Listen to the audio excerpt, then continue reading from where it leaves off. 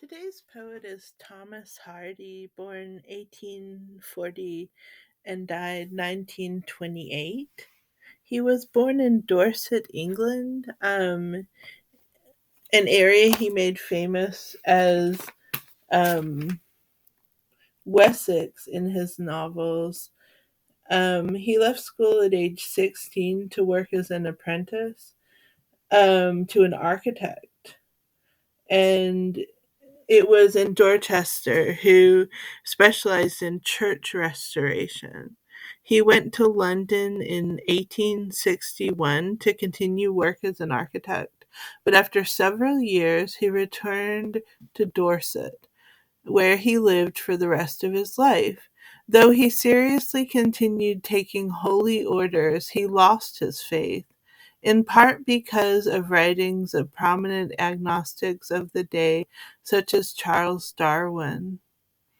He published his first novel, Desperate Remedies, in 1871, but made his reputation as a novelist with Far from the Maddening Crowd in 1874. Um, His reputation as a poet has grown steadily ever since Philip Larkin included more of Hardy's poems than those of Yeats and Eliot in the 1973 Oxford Book of 20th Century English Verse. So that's interesting to me. He's always been somebody I've heard of. I think that I saw part of the movie Jude the Obscure when I was growing up, which I think was one of his novels. It was a movie based on one of his novels. And one of the poems that I find of his that I think is worth reading is A Broken Appointment. And I guess that being stood up is something age old. So, you did not come, and marching time drew on, and wore me numb, yet less for loss of your dear presence there, that I thus found lacking in your make, that high compassion that can overbear reluctance for pure loving kindness' sake. Grieved I, when as hope hour stroked its sum, you did not come. You love not me, and love alone can lend your loyalty. I know and I knew it, but upon the store of human deeds divine, in all but name, was it not worth a little hour or more to add yet this?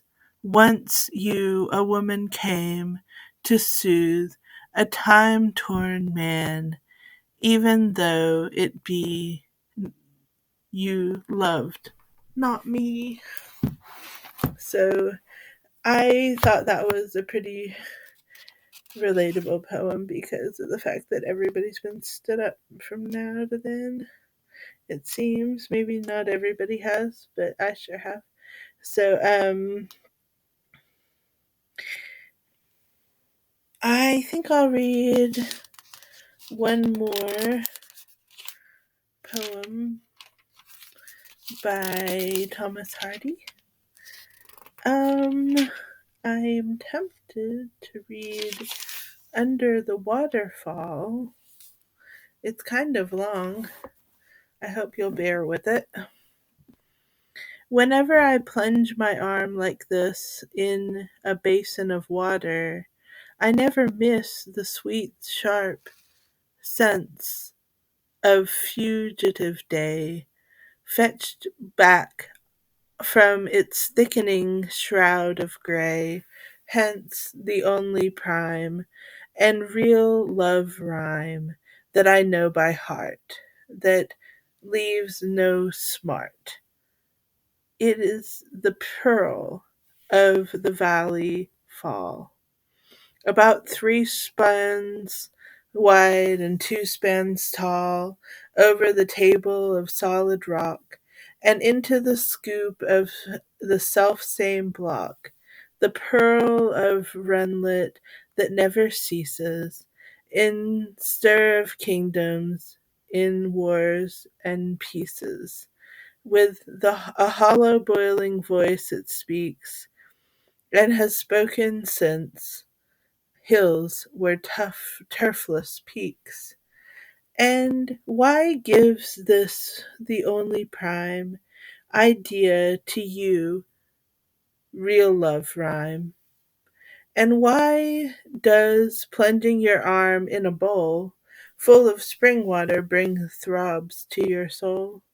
Well, under the fall, in a crease of the stone, though where precisely none has ever known, jammed darkly, nothing to show how prized, and by now, with its smoothness opalized, is a drinkable glass for down that pass.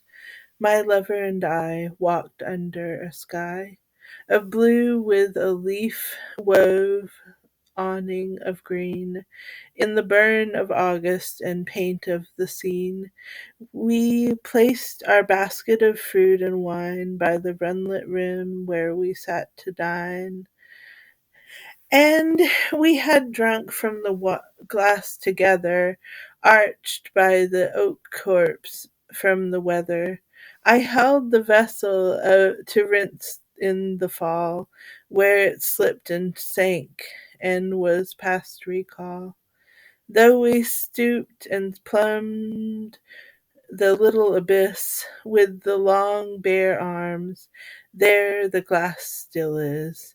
And as said, I thrust my arm below, cold water in basin and bowl, and a throw.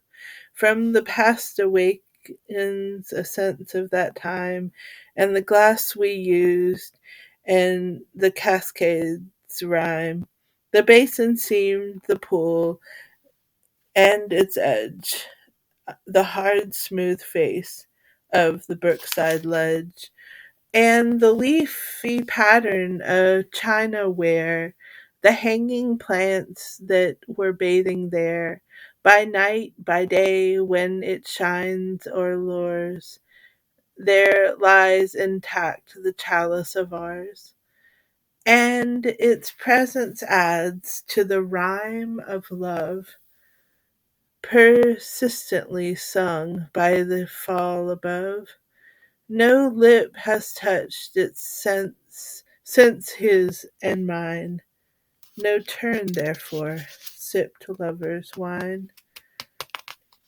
One of the things about that poem, I love poems about waterfalls.